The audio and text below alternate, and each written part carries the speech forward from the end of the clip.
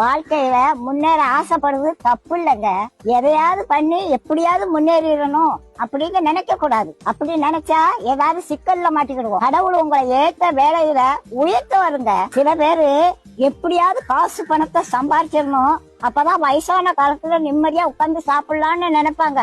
வயசான காலத்துல காசு பணம் எல்லாம் இருக்கும், ஆனா ஒன்னும் அனுபவிக்க முடியாது. பாட்டி வீட்டுல ஒரு எலி ரொம்ப நாளா தொண்டை பண்ணிக்கிட்டு இருந்தது. அதை எப்படியாவது பிடிச்சிடணும்னு கூண்டுக்குள்ள ஒரு தேங்காய் துண்டை குத்தி வச்சேன். ஒரு 9 மணிக்கு சத்தம் கட்டுச்சு, எலி மாட்டிக்கிட்டுச்சு. சரி இருக்கட்டும், காலையில எந்திரிச்சு காட்டு பக்கத்துல கொண்டு திறந்து விடுவோம் அப்படின்னு நினைச்சு தூங்கிட்டேன். காலையில பார்த்தா எலி உள்ளதான் இருந்துச்சு, ஆனா அந்த தேங்காய் துண்டை அதை நக்கி கூட பாக்கலங்க. எப்படி வச்சானோ அது அப்படியே இருந்துச்சு. ராத்திரி முழுவதும் உள்ளதான் இருந்துச்சு. அந்த தேங்காய் துண்டை திங்கலாம்ல, அதுக்கு மரண பயம் வந்துட்டு அதனால தேங்காய் துண்டை திங்கிறதுக்கு மனசு வரல. அதுக்கு தேங்காய் துண்டை விட நம்ம உயிர் பிழைச்சா போதும்னு அது இருந்துச்சு.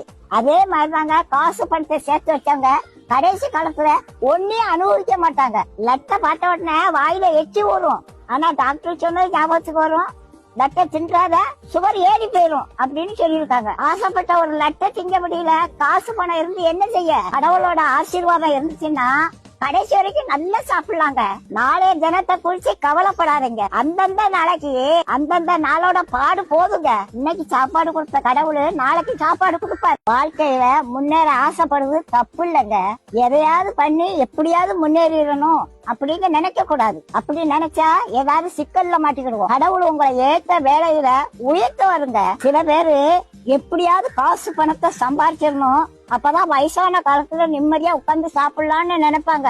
வயசான காலத்துல காசு பணம் எல்லாம் இருக்கும், ஆனா ஒன்னும் அனுபவிக்க முடியாது. பாட்டி வீட்டுல ஒரு எலி ரொம்ப நாளா தொண்டை பண்ணிக்கிட்டு இருந்தது. அதை எப்படியாவது பிடிச்சிடணும்னு கூண்டுக்குள்ள ஒரு தேங்காய் துண்டை குத்தி வச்சேன். ஒரு 9 மணிக்கு சத்தம் கட்டுச்சு, எலி மாட்டிக்கிட்டுச்சு. சரி இருக்கட்டும், காலையில எந்திரிச்சு காட்டு பக்கத்துல கொண்டு திறந்து விடுவோம் அப்படின்னு நினைச்சு தூங்கிட்டேன். காலையில பார்த்தா எலி உள்ளதான் இருந்துச்சு, ஆனா அந்த தேங்காய் துண்டை அதை நக்கி கூட பாக்கலங்க. எப்படி வச்சானோ அது அப்படியே இருந்துச்சு. ராத்திரி முழுவதும் உள்ளதான் இருந்துச்சு. அந்த தேங்காய் துண்டை திங்கலாம்ல, அதுக்கு மரண பயம் வந்துட்டு அதனால தேங்காய் துண்டை திங்கிறதுக்கு மனசு வரல. அதுக்கு தேங்காய் துண்டை விட நம்ம உயிர் பிழைச்சா போதும்னு அது இருந்துச்சு.